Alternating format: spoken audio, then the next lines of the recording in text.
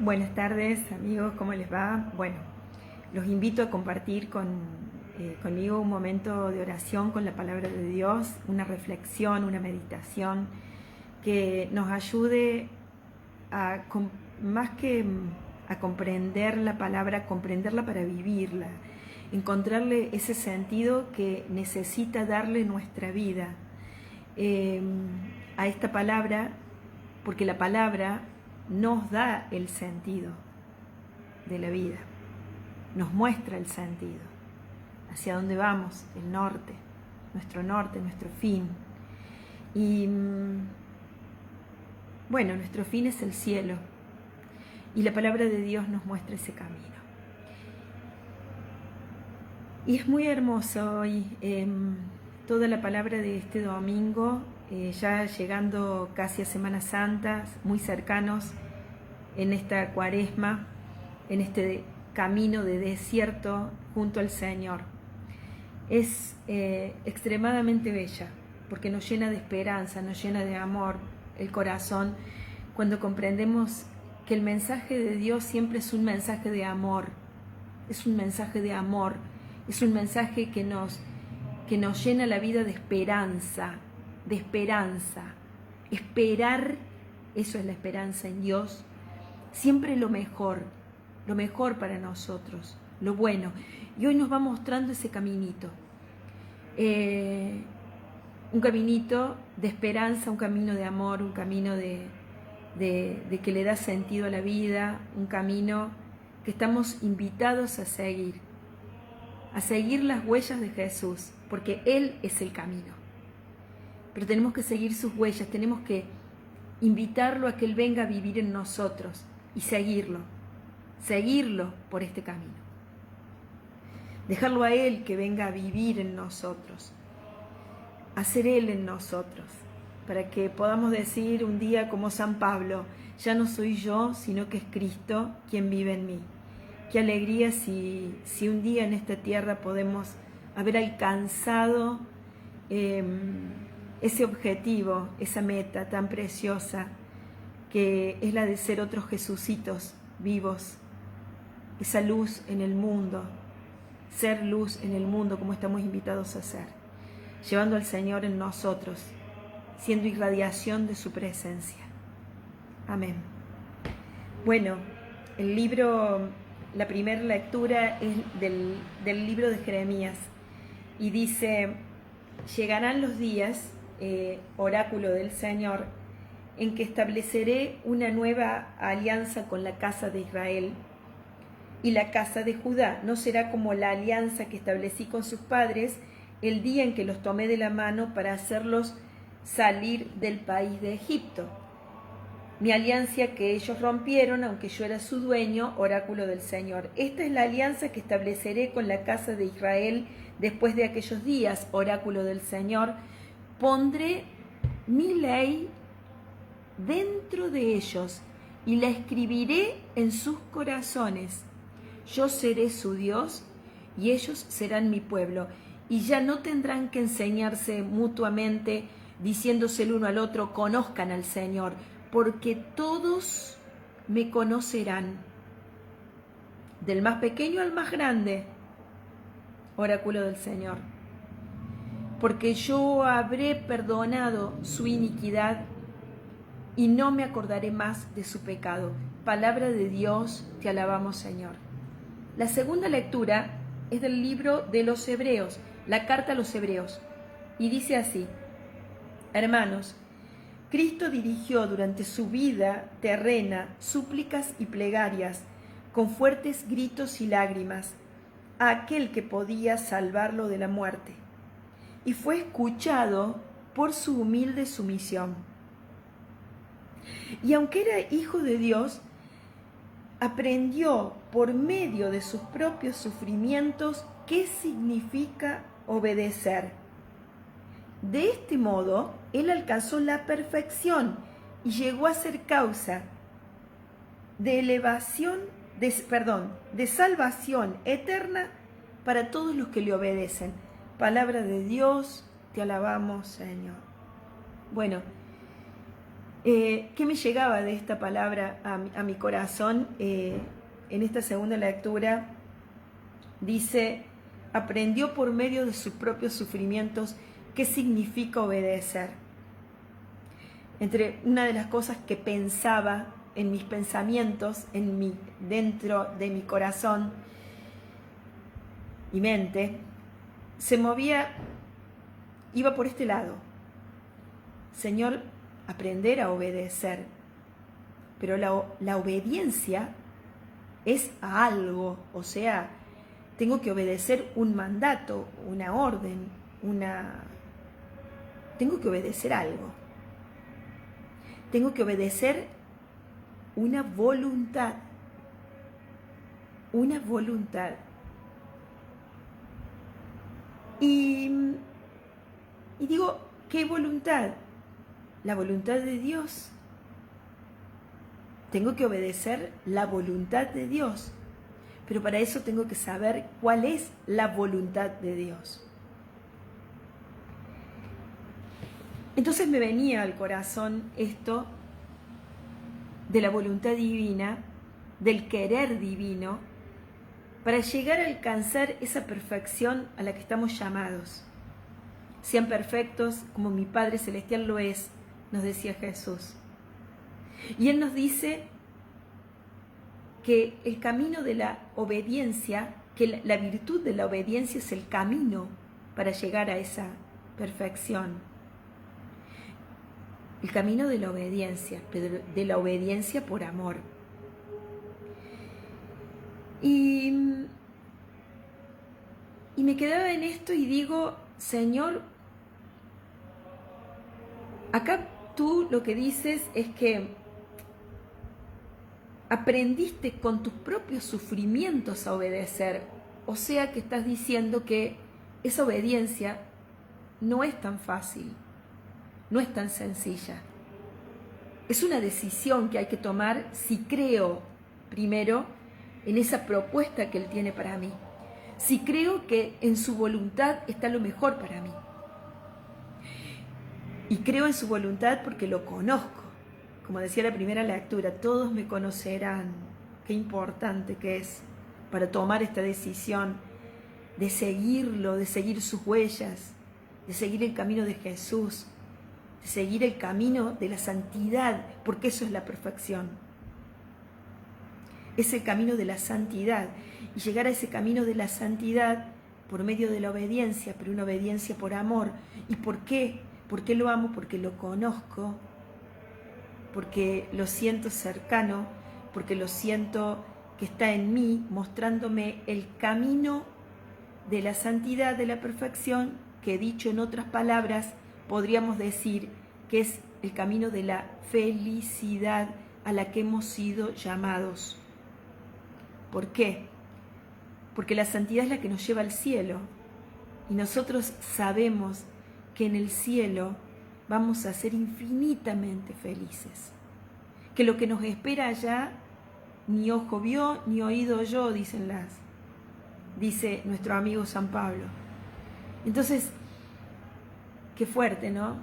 Qué invitación a la conversión para poder conocer esa propuesta, para poder conocer su voluntad, para poder encontrarme con ese Dios amor que me ama y me invita a seguirlo y que me invita a ser obediente como Él, obediente incluso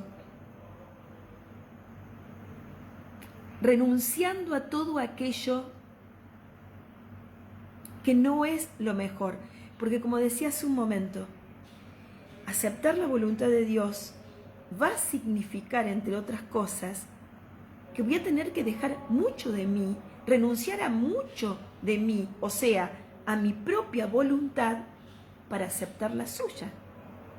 Y ese es el camino de conversión, renunciar a mi voluntad para por amor y en la obediencia seguir el camino que Él me propone. Y tengo que aprender por medio de mis sufrimientos, porque ese es el camino. Uno dijera, Él quiere nuestro sufrimiento. No, Él quiere nuestra felicidad. Pero ese camino del sufrimiento está marcado desde los inicios de la creación del hombre, cuando Adán y Eva pecaron, cuando se produjo la caída, la primera, y bueno, nos arrastró a todos en este camino que Jesús, con su muerte en la cruz, con su vida, con su encarnación, también su pasión, muerte y resurrección, nos salva de todo ese, digamos, ese camino que eligió el hombre de vivir sin Dios cuando pecaron contra Dios nuestros primeros padres, Adán y Eva. Jesús lo muestra eso, qué significó esa elección hecha por nuestros primeros padres. Y lo muestra en la cruz, en su pasión y muerte. Porque eso es lo que costó nuestra redención, nuestra salvación, el recuperarnos.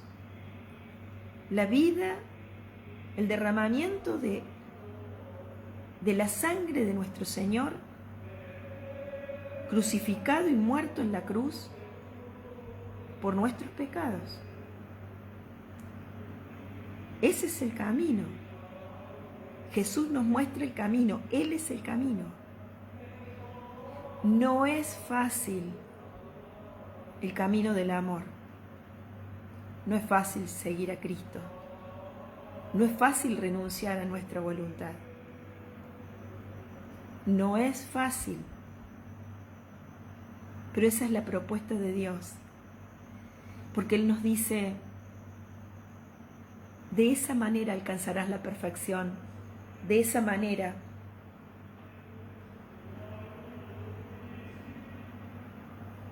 hemos sido salvados. Y Él nos invita a seguir este camino y en este camino ser nosotros también causa de salvación para otros. Es un camino que se va como extendiendo. Comienza con Cristo y sigue con todos aquellos que le creen y que creyéndole siguen sus huellas, siguen sus pasos, siguen el camino.